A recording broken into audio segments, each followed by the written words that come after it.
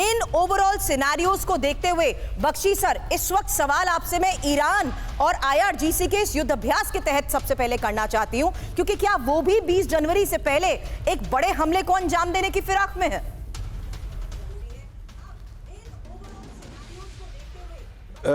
देखिए, ईरान इस वक्त काफ़ी पैनिक में है।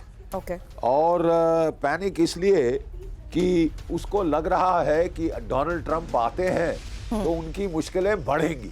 वो हमेशा एंटी ईरान रहे हैं, उन्होंने न्यूक्लियर डील कैंसिल कर दी थी, आपको याद होगा।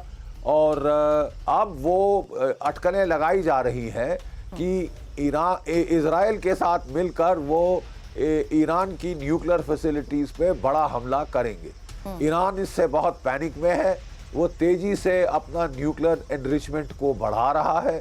60% उसने ऑलरेडी एनरिच कर लिया है और कह रहे हैं कि 90% तक भी उसने कुछ stock pile nuclear material fissile में। भारत सरकार अब बिजनेस शुरू करने के लिए दे रही है 20 लाख रुपए तक का लोन, वो भी बिना किसी गारंटी के। ज्यादा जानकारी के लिए अभी डाउनलोड करें फ्रीडम ऐप। मटेरियल का एनरिच कर दिया है। सबसे बड़ा धमाका होगा कि अगर वो डेमोन्स्ट्रेट कर सकता है कि मेरे पास न्यूक्लियर बॉम्ब है, और फिर तो all the gloves are off. फिर तो बहुत भीषण युद्ध होगा मिडिल ईस्ट में। भूल जाइए आप 20 जनवरी के बाद क्या वो है, पीस टॉक आ जाएंगी, ये हो जाएगा, सीज फायर हो जाएगा।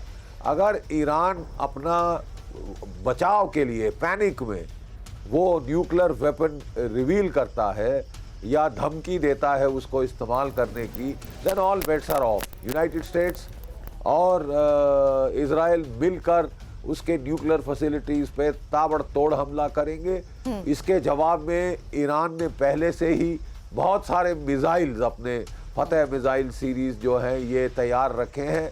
वो पेट्रोकेमिकल कॉम्प्लेक्सेस को हिट करेगा, जो कि ऑयल ट्रैफिक है उसको हिट करेगा, और बहुत भारी बर्बादी का मंजर खड़ा हो सकता है। सर, मिडिल ईस्ट के इस हालात को लेकर एक और अगली खबर बता रही हूँ sir, sorry to butt in, क्योंकि अब लेबनान में IDF के ताजा हमलों से जिस तरीके से हिजबुल्लाह भड़का है, ये एक और बड़ी खबर सामने आ रही है, जहां पर इजराइल को हिजबुल्लाह की ये विनाशक धमकी है और बहुत जल्द हिजबुल्लाह की तरफ से एक बार फिर से हमलों को अंजाम दिया जा सकता है और 60 दिनों से पहले सीज फायर टूट सकता है। हिजबुल्लाह चीफ नईम कासिम की यह चेतावनी है। लेबनान में IDF के ताजा हमलों से भड़का हिजबुल्लाह।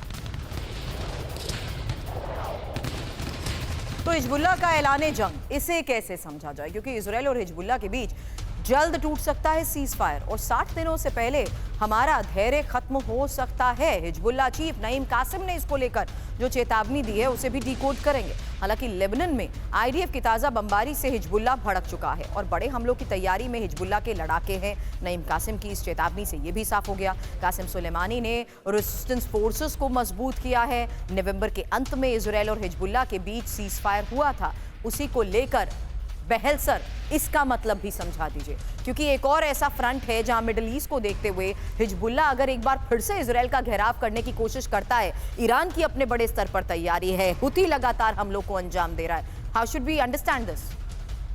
देखिए, सबसे पहले कहूंगा कि जो पीस डील हुई है इनके बीच में, सीज फायर हुआ है 60 दिन का, तो उसके अंदर कई बार इजराइल ने उसका उल्लंघन किया है, और चाहे वो UN रेजोल्यूशन था उस 1701, उसका भी उल्लंघन किया। आपने कुछ दिन पहले अपने चैनल पे दिखाया था कैसे एक ट्रक जो वेपन डिपो से निकल रहा था उसके ऊपर हमला किया, जो सदर्न लेबनान में है। तो इजराइल तो रुका नहीं, उसने ना केवल वहां पे हमला किया पर उन एरियाज में भी किया जहां से आर्म्स आ सकते थे, जहां खासकर सीरिया की तरफ से। तो हिजबुल्लाह के ऊपर अटैक्स तो चल ही रहे हैं और इजराइल तो उल्लंघन कर ही रहा है। तो हिजबुल्लाह को ये लगता है कि उसकी स्ट्रेंथ को वो कितना जल्दी बढ़ा सके और उसके बाद दोबारा से ये युद्ध अगर शुरू होता है तो वो एक ऐसी पोजीशन में आ जाए कि वो इजराइल का मुकाबला कर सके। लेकिन साथ साथ मैं ये कहूंगा कि हिजबुल्लाह की ताकत बहुत कम हो चुकी है और हिजबुल्लाह की लीडरशिप काफी हद तक खत्म हो चुकी है। Understood sir.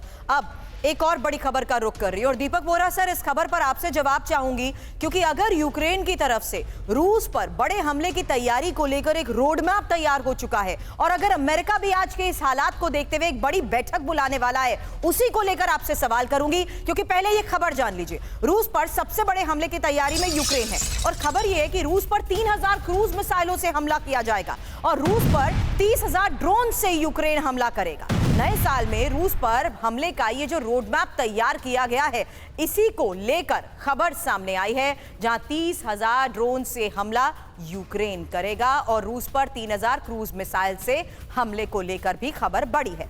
लेकिन एक और बात का जो मैंने जिक्र किया वो है ट्रंप के आने से पहले बाइडेन सरकार के उस आखिरी दाव की खबर, जहां रूस के खिलाफ 50 से ज्यादा देशों के साथ अमेरिका की बैठक। और यूक्रेन युद्ध के लिए अमेरिका ने जिस तरीके से ये इमरजेंसी मीटिंग बुलाई है, जर्मनी में यूक्रेन डिफेंस कॉन्ट्रैक्ट ग्रुप की ये मीटिंग है और रूस के खिलाफ क्या अब अमेरिका एक और बड़ा एक्शन लेने की तैयारी में है? इसी को लेकर दीपक वोरा सर से सवाल करूंगी और यह भी जानूंगी कि आखिर अब अमेरिका की तरफ से बुलाई जा रही इस इमरजेंसी मीटिंग का मतलब है क्या?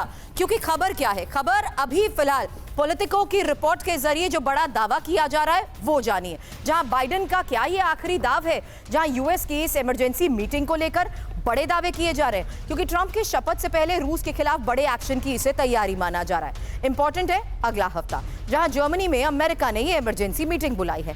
तीसरी इंपॉर्टेंट बात, जहां 50 से ज्यादा देश अमेरिका की इस इमरजेंसी मीटिंग में हिस्सा लेने वाले हैं और यूक्रेन डिफेंस कॉन्ट्रैक्ट ग्रुप में शामिल सभी देश जिस तरीके से इस मीटिंग में शामिल होने वाले हैं। दीपक वोरा सर, अमेरिकी रक्षा मंत्री लॉयड ऑस्टिन की अध्यक्षता में ये जो बैठक होने वाली है, इसका क्या मतलब? मतलब जीरो है। वो जानते हैं कि यूक्रेन ठुक चुका है, ये सब दिखाने को है मैम। हमने देखी है यूक्रेन की हकीकत, लेकिन दिल के खुश रखने को गालिब ये ख्याल अच्छा है। इमरजेंसी मीटिंग किसके साथ? 50 देशों के साथ जो वैसे ही सामग्री दे रहे हैं यूक्रेन को लड़ने के लिए। क्या बोलेगा ये ऑस्टिन? और दो न्यूक्लियर वेपन दे दो उसको, ये कर दो, वो कर दो। ये दिखावा है मैम। ये ट्रंप के लिए स्थिति और खराब करना चाहता है। Let me put it to you like this, ये जो इस समय सत्ता जो बदल रही है अमेरिका में, ये जो लोग बाहर जा रहे हैं administration, they are not good losers. ये और परेशानी करना चाहते हैं अपने सक्सेसर के लिए। जानते हैं कि ट्रंप का डिपेंड करेगा उसका जो रेपुटेशन है, क्योंकि उसने कहा था मैं बहुत जल्दी ये जंग खत्म कर दूंगा और पुतिन के साथ उसके संबंध हम सब जानते हैं अच्छे हैं। तो ये लोग बहुत कोशिश कर रहे हैं कि ये जंग चलता जाए, अदरवाइज इस इमरजेंसी मीटिंग का कोई मतलब नहीं है।